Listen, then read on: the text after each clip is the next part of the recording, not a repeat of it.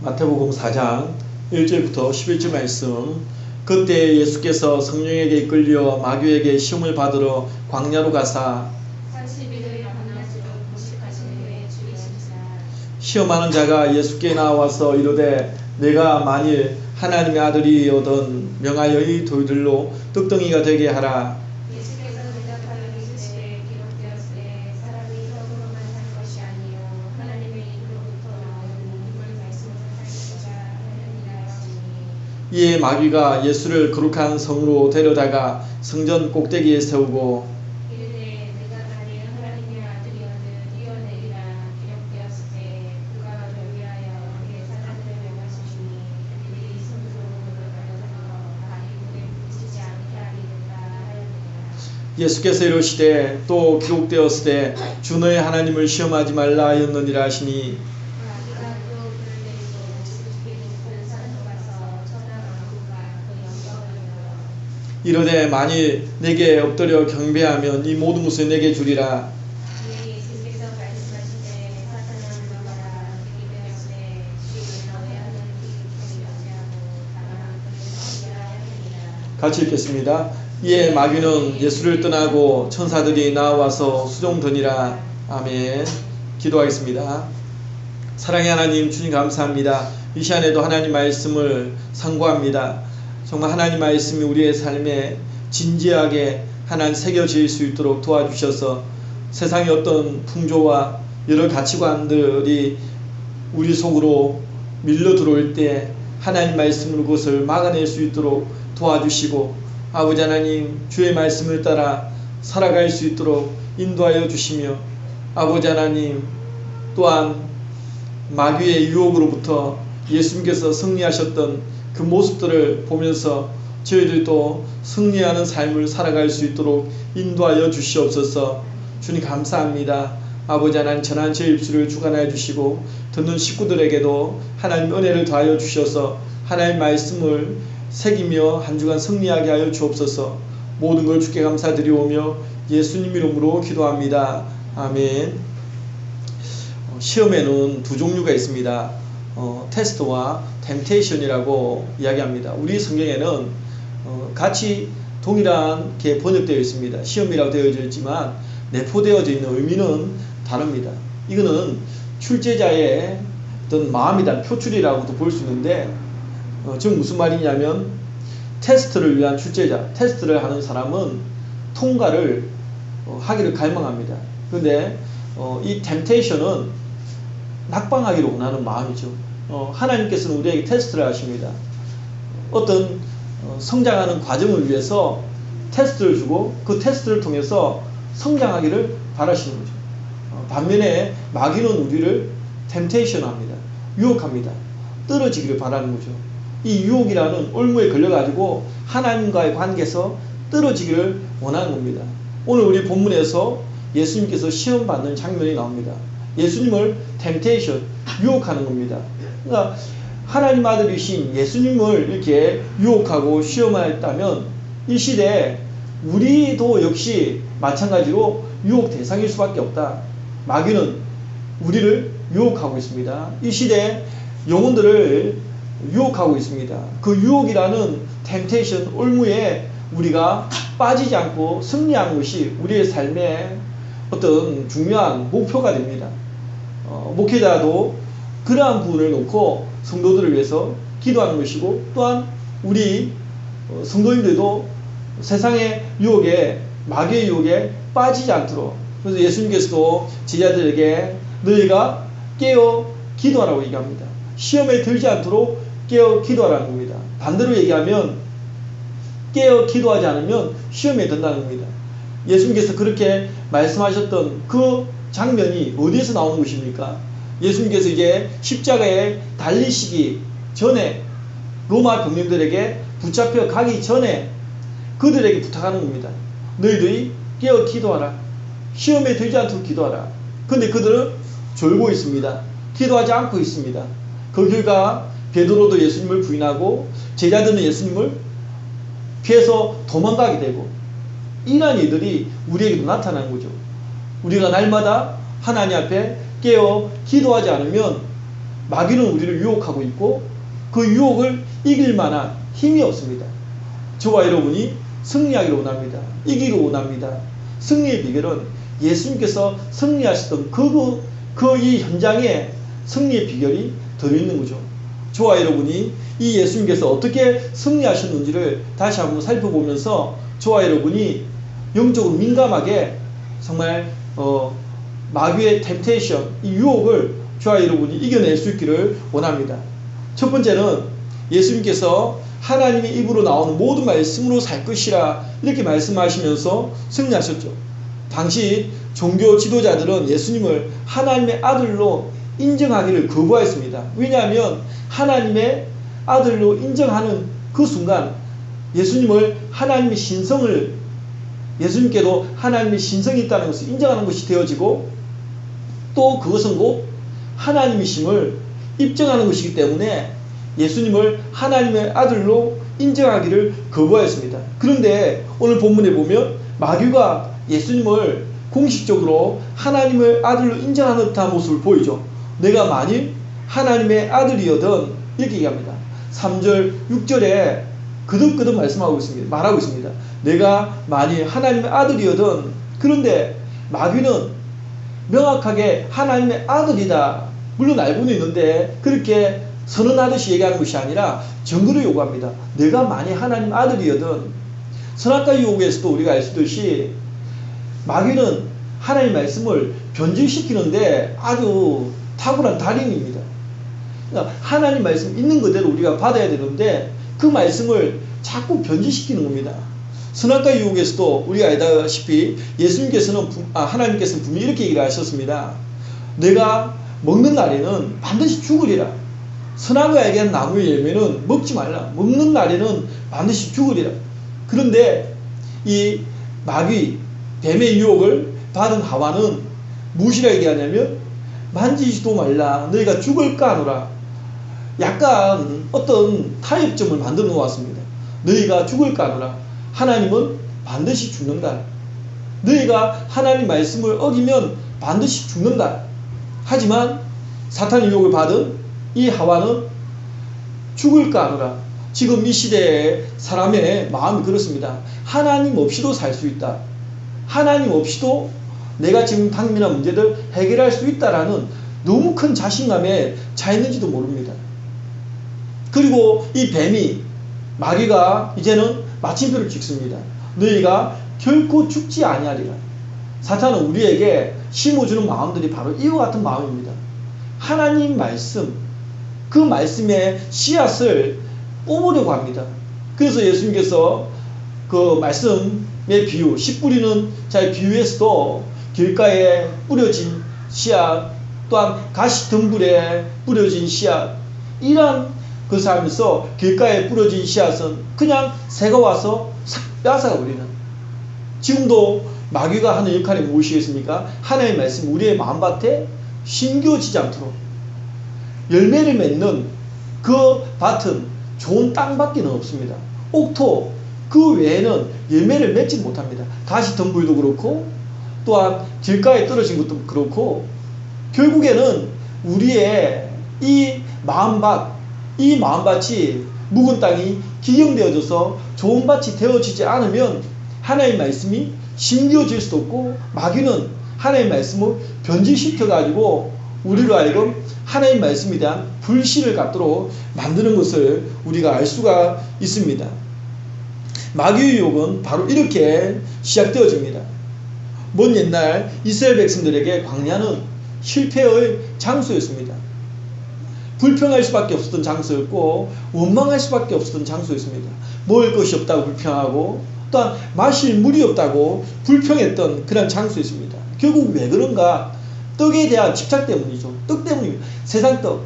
그들은 떡이 없다고. 그래서 하나님께서 그들에게 만남의 주라기를 내려주셨습니다. 먹을 것이 없다고, 마실 물이 없다고. 이 떡은 현실적 문제를 보여주는 상징물입니다. 떡.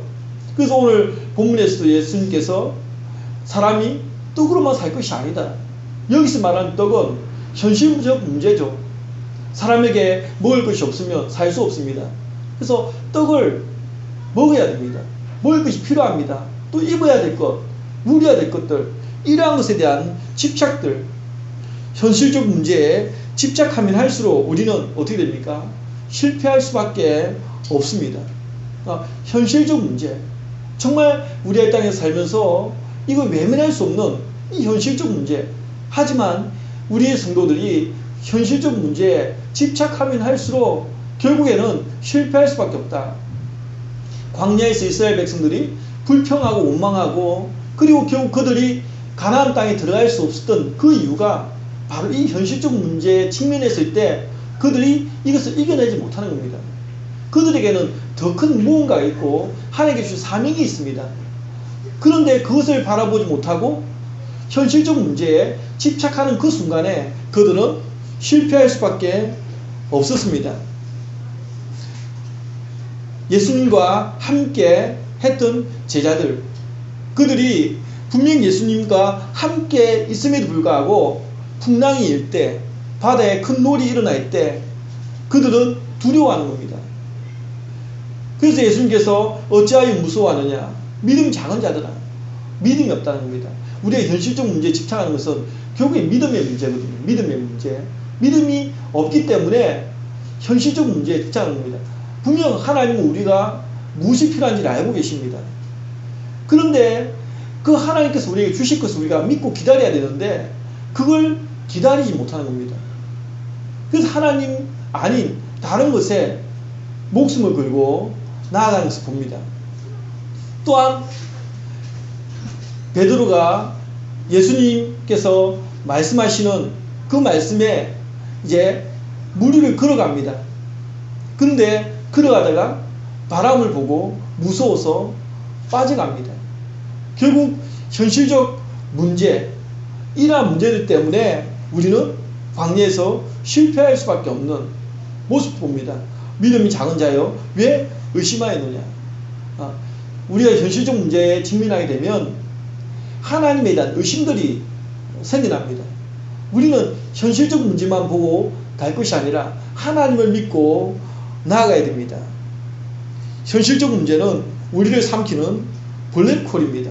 광야에 아무것도 없다는 것이 필경 현실적 문제임에 틀림이 없습니다. 대다수의 사람들이 이것 때문에 실패합니다. 그런데 이 광야에서 예수님께서는 실패를 승리로 바꾸어 놓습니다.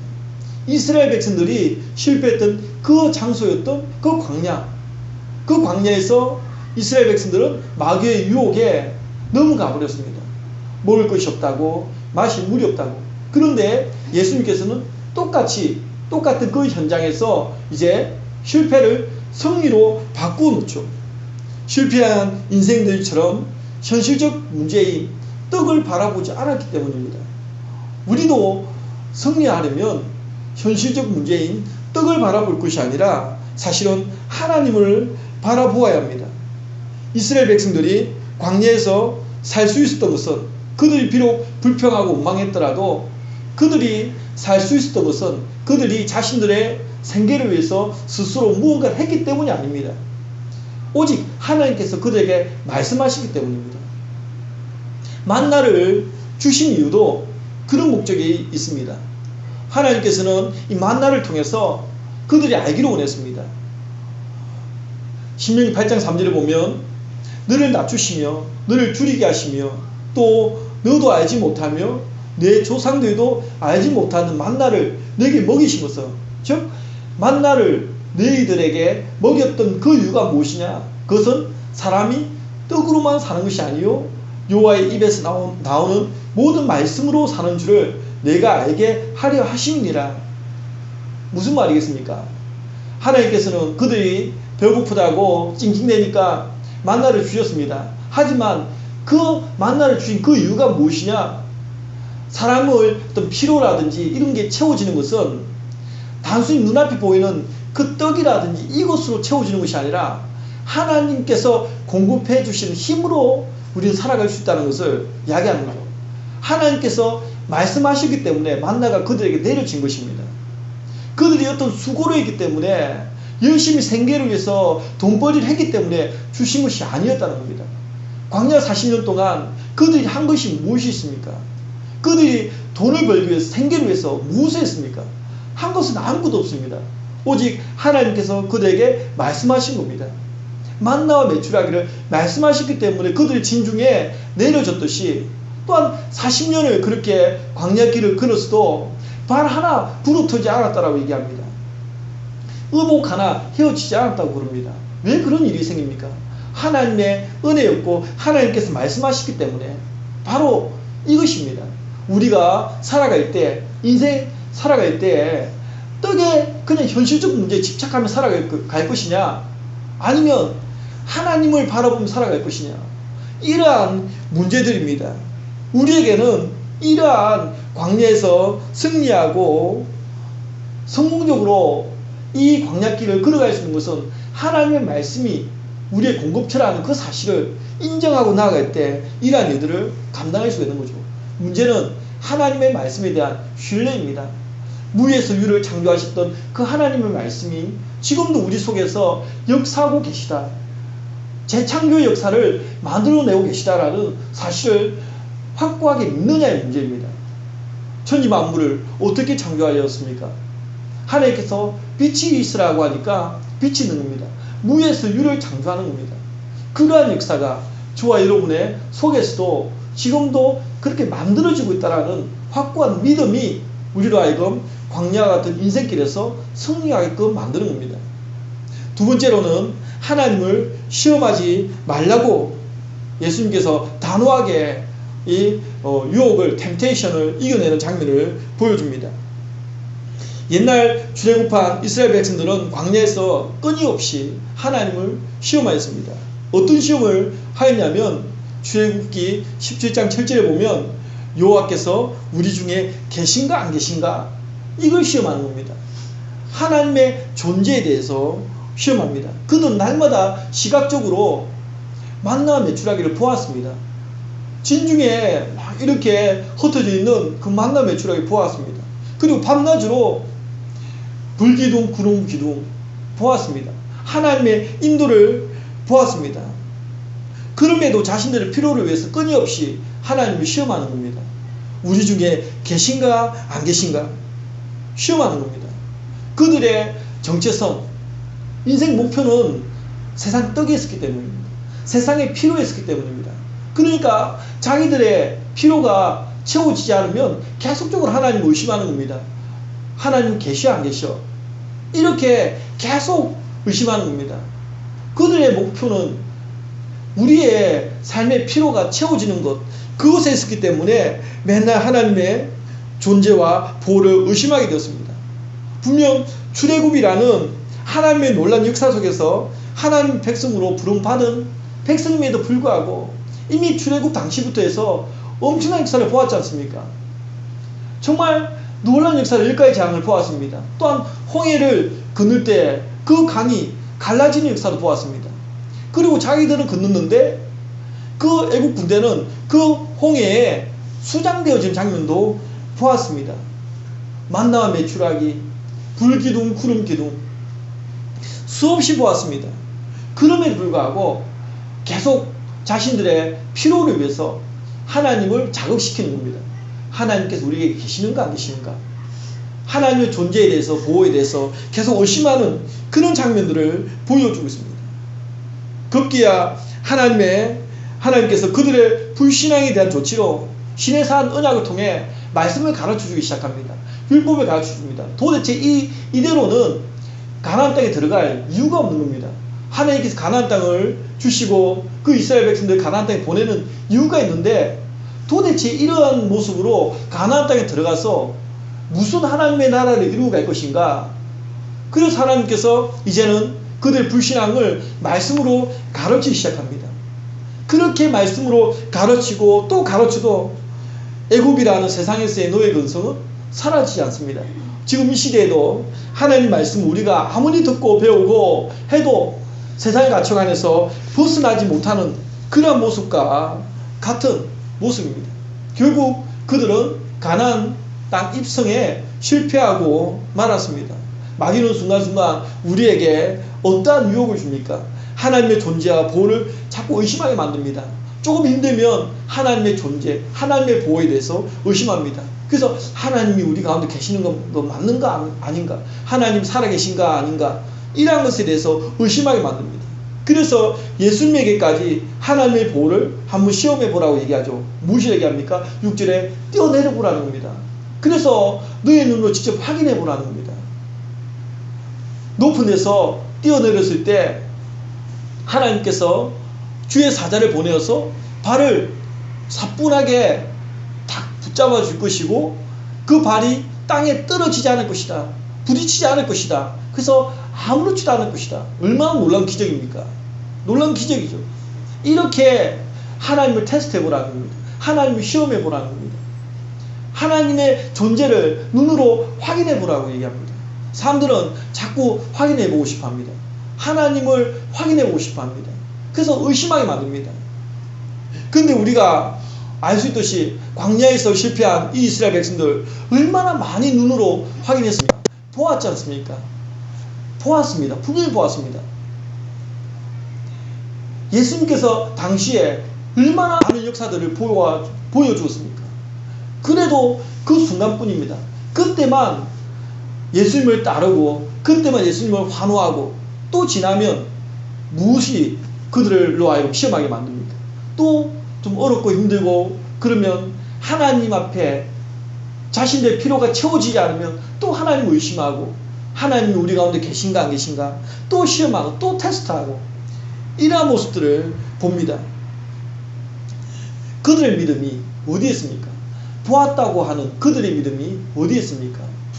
결국에는 보았다고 우리가 다 믿는 것이 아닙니다. 성도의 믿음은 궁극적으로 어디에 있냐면 들음에서 난다. 들어서 믿을 사람이면, 그러니까 보아서 믿을 사람이면 들어서도 믿을 수가 있고, 또 들어서 믿을 수 있는 믿음이면 그 사람에게는 하나님 역사를 보았을 때 더 큰 시너지를 발휘합니다. 궁극적인 성도의 믿음은 들음에서 난다. 들음은 그리스도의 말씀으로 말미암아 나타난다라고 우리에게 말씀해주고 있죠. 예수님께서는 옛 이스라엘이 실패했던 광야에서 삶의 교훈을 삼아 제자들의 인생 목표를 수정해 주십니다. 먼저 그의 나라와 그의 의를 구하라. 우리가 먼저 그의 나라와 그의 의를 구하는 이러한 목표라면 더 이상 하나님을 시험할 이유가 없습니다. 우리 삶에 어차피 이 땅에 발붙이고 사는 인생은 고난이 있습니다. 사람마다 경중은 있을 수 있습니다. 남을 보니까 저 사람 나보다는 좀 고난이 덜한 것 같아, 이렇게 비교하려니 몰라도 그 사람 나름대로의 고난 다 있거든요. 있습니다. 아담의 후손이라면 고난에서 면제된 사람은 아무도 없습니다. 우리의 인생 목표가 여전히 세상의 현실적 문제가 되어진다면 우리 역시 하나님 우리 가운데 계시는가 안 계시는가, 하나님 존재에 대해서, 보호에 대해서 의심할 수밖에 없습니다. 예수님께서는 주 너의 하나님을 시험하지 말라고 이야기합니다. 이 메시지 속에서는 무엇이 있습니까? 하나님의 존재와 보호에 대한 불변의 진리가 담겨져 있는 거죠. 어떠한 경우에도 하나님은 계시다는 겁니다. 주 너의 하나님 시험하지 말라는 겁니다.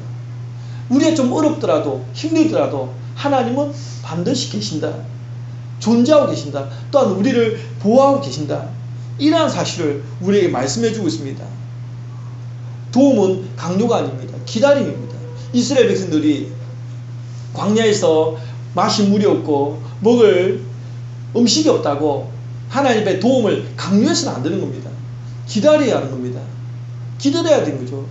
하나님을 신뢰한다면 하나님을 시험할 것이 아니라 기다려야 하는 겁니다.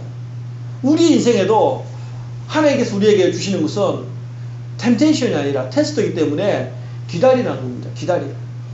인내하라는 겁니다. 기도하면서 하나님을 신뢰한다면 반드시 우리는 인내하고 기다릴 수가 있습니다. 그러면 하나님께서 하나님의 때에 도움을 주시는 거거든요.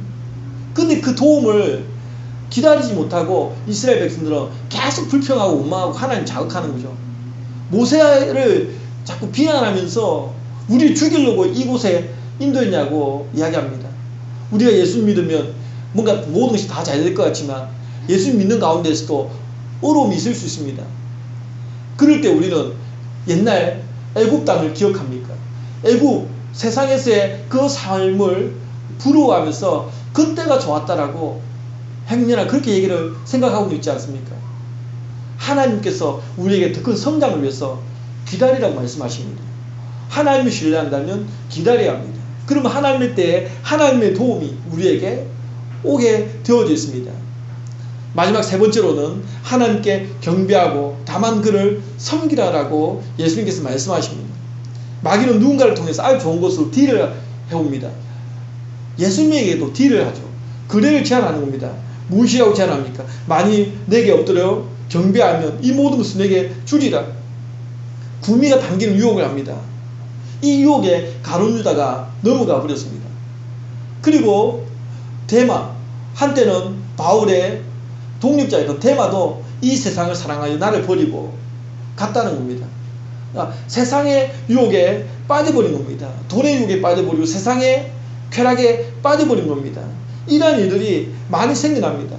예수님을 믿는다 하지만 여전히 광야에서 실패했던 이스라엘 백성들처럼 세상 떡에 소망을 둔다 보면 이러한 일들이 생기는 겁니다.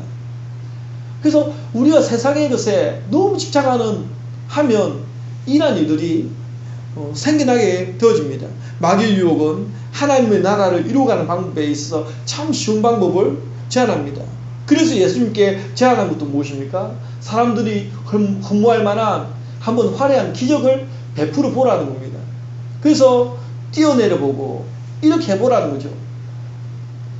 왜냐하면 기적을 베풀면 사람들이 더 많은 사람들이 따라올 수 있습니다. 사람들이 신기하니까 따라옵니다. 그리고 외형적인 사역의 열매가 더 풍성해 보이기도 합니다. 이렇게 유혹을 하는 겁니다. 그리고 급기야 천하만국의 모든 영광을 보여주면서 내게 엎드려 경배하기만 하면 모든 것을 주겠다라고 약속을 합니다. 이것이 정말 사실이라면 얼마나 쉽습니까? 참 쉽습니다. 그냥 받으면 되는 거죠. 다 준다는데 받으면 됩니다. 과정은 일단 둘째 문제고 그냥 받으면 되는 거죠. 받으면. 마귀는 유혹합니다. 받고 난 다음에 과정은 나중에 생각하는 겁니다. 마귀는 이렇게 유혹합니다. 이처럼 사람들은 세상에 떡, 피로만 얻을 수 있고 받을 수만 있다면 그 대상이 어떠한 대상이든 상관없이 아무 것에나 막 경배를 하려고 합니다. 마치 이스라엘 백성들이 금송아지를 만들어서 하나님이라고 이야기했던 그러한 모습들처럼 자신의 필요만 채워지면 지금 당장 자신에게 뭔가가 주어지고 한다면 그게 돈이든 권력이든 명예든 상관없이 아무 것에나 경배하려고 하는 그런 유혹을 받게 됩니다. 하지만 예수님께서는 결코 이 시험을 용납하지 않았습니다. 단호한 신앙 고백으로 승리하셨죠. 10절에 보면 주 너의 하나님께 경배하고 다만 그를 섬기라. 성도가 하나님의 나라를 이루어가는 방법은 결과보다 더 중요한 것이 과정입니다. 결과는 하나님께 주시는 것인데 결과 중심적인 이 사회에서는 자꾸 결과만 봅니다. 우리가 해야 될 것은 과정입니다. 하나님만을 경배하고 하나님만을 섬겨나가는 과정이 우리에게는 더욱 중요합니다. 마귀는 이 시대에 십자가 없는 복음을 따르도록 유혹합니다. 화려한 천하만국을 보이면서 세상의 것에 집착하도록 만듭니다. 성도의 인생 목표는 세상이 아니라 하나님의 나라입니다. 어차피 인생에게 고난은 피할 수 없는 길입니다. 세상에서의 여러 문제들 때문에 천국, 하나님 나라를 포기하겠습니까? 결코 그럴 수 없는 겁니다. 그런데 지금 이 땅에 세상에 사람이 떡으로만 살 것이 아닌데 근데 그 떡을 바라보면 우리에게 더 많은 것을 주어질 것 같지만 사실은 그 떡은 우리의 인생을 망쳐놓고 가나안 땅에 들어가지 못하도록 약속의 땅 하나님 나라에 들어가지 못하도록 하기 때문에 우리를 실패자로 만드는 것입니다. 반면에 떡이 아닌 하나님 말씀을 우리가 바라보고 나가면 우리가 이 땅에서 어려울 것 같지만 하나님께서 알아서 공급해 주시는 피로를 경험하게 된다는 사실입니다. 만나와 메추라기, 불기둥과 구름기둥, 하나님의 역사로 우리를 인도해 가시는 겁니다. 저와 여러분에게도 이러한 믿음이 있기를 원합니다. 마귀의 유혹은 항상 있습니다. 우리가 첫 번째 유혹은 세상 문제에 대한 유혹이죠. 의식주는 인간에게 가장 기본적 욕구입니다. 문제는 의식주 자체에 집착하며 살아가느냐, 아니면 하나님 말씀을 신뢰하며 살아가느냐. 결국 이러한 문제들이 신앙과 불신앙의 경계선에 있는 거죠. 누가 신앙인이고 누가 불신앙인입니까? 누가 신앙이고 누가 불신앙이 있는가? 바로 이러한 현실적 문제에서 판가름이 나게 되어져 있습니다. 또한 두 번째 유혹은 하나님의 보호를 의심하게끔 하는 유혹인데, 마귀는 하나님의 보호를 계속 확인해 보라고 속삭입니다. 어려운 일을 만날 때마다 우리는 이 유혹에 빠질 수 있습니다. 과연 하나님께서 계신 거 맞는가 아닌가?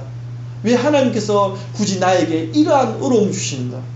이러한 하나님에 대해서 의심하게끔 만듭니다. 하나님 존재에 대해서 의심하게끔 만듭니다. 또한 세 번째 유혹은 삶의 목적에 대한 시험이죠. 단순히 세상에서 잘 사는 것이 목적이라면 누구를 경배하든 상관없다라고 생각하는 겁니다. 이 땅에서 그냥 우리가 잘 먹고 잘 살 수만 있다면 뭐 방법도 가리지 않고 그냥 하나님을 외면할 수도 있는 이 시대가 되어져 가고 있습니다. 사단이 그렇게 우리를 유혹합니다. 하지만 성도의 인생 목표는 하나님의 나라이기 때문에 세상의 피로와도 결코 타협할 수 없습니다. 이처럼 마귀는 세상을 통해 우리를 시험합니다. 저와 여러분이 하나님 말씀을 붙들 때 승리합니다. 하나님을 붙들고 가나안 땅, 약속의 땅, 하나님의 나라. 예수님께서 첫 사역의 메시지가 회개하라, 천국이 가까이 왔느니라. 결국 예수님께서 이 땅에 오신 이유도 천국 때문에 오셨고, 우리를 천국으로 인도하기 위해서 오셨고, 또한 저와 여러분이 예수님을 믿어야 되는 이유도 죄용산 받고 하나님 나라에 꼴이 나기 위해서 이 땅에서 예수님을 믿는 겁니다. 이렇게 추운 날씨 속에서도, 또한 여러 가지 교회 갈 수 없는 환경과 여건과 여러 그런 환경들 속에서도, 그럼에도 불구하고 우리가 하나님을 예배하고 하나님을 경배하면서 가는 이유는 결국에는 하나님의 나라, 가나안 땅, 약속의 땅에 입성하기 위해서 그렇습니다. 그런데 마귀는 오늘 본문에 이러한 유혹들을, 통상적으로 우리가 겪을 수밖에 없는 이러한 유혹들을 가지고 우리를 하나님 나라에 입성하는데 실패하도록, 정말 그 옛날 그 초대 출애굽했던 이스라엘 백성들이 광야에서 실패했듯이 또다시 우리에게도 그러한 실패를 안겨주기 위해서 저와 여러분에게 이러한 유혹을 하고 있는 것이죠. 그러면 어떻게 우리가 승리할 수 있겠습니까? 바로 하나님 말씀을 저와 여러분이 붙들고 살아가야 하는 것입니다. 그래서 저와 여러분이 이러한 예수님께서 승리하셨던 이러한 메시지를 우리가 굳게 잡고 저와 여러분이 어떠한 어려움과 힘든 환경 속에서도 승리하는 저와 여러분이 될 수 있기를 주의 이름으로 축원드립니다. 기도하겠습니다. 사랑의 하나님, 주님 감사합니다. 아버지 하나님, 참으로 마귀가 우리를 유혹합니다. 영원한 하나님의 나라에 들어가지 못하도록 유혹합니다.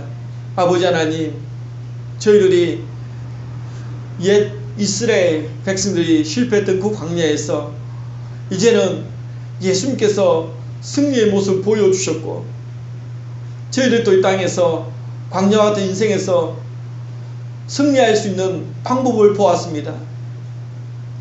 사람이 떡으로만 살 것이 아니라 정말 하나님의 입에서 나오는 말씀으로 사는 확고한 믿음을 가지고 승리할 수 있음을 보았습니다. 어떠한 경우에도 하나님을 시험해서는 안 된다는 사실을 또한 보았습니다. 하나님은 늘 우리를 보호하시는 하나님이심을, 결코 이 일에 의심해서는 안 되는 분임을 하나님 다시 한 번 더 보았습니다. 하나님 또한 하나님을 경배하고 하나님을 섬기는 그 믿음이 우리에게 첫째가 되어야 됨을 다시 한번 확인합니다. 아버지, 이 땅에서는 우리의 피로 이 땅에서의 잘 먹고 잘 사는 그러한 부분을 위해서라면 그것이 무엇이든 경배하려고 합니다. 아버지 하나님, 그것이 우리로 하여금 하나님 나라에 꼴이 나지 못하도록 만드는 요인이 될 수 있다는 사실을 잊은 채 오직 이 땅에서의 삶을 바라보고 이 땅에서의 삶 때문에 하나님, 정말 하나님께 약속하신 땅에 들어가지 못하는 인생들이 생겨나고 있지 않습니까? 하나님, 이러한 세상의 유혹으로부터 너희 승리하고 이겨낼 수 있도록 우리 모든 주의 자녀들에게 하나님 아버지 힘주시고 주의 말씀을 굳게 붙잡고 올 한 해는 정말 하나님의 나라를 위하여 나아갈 수 있도록 인도하여 주시옵소서. 주님 감사합니다. 모든 것 주께 감사드리오며 예수님 이름으로 기도합니다. 아멘.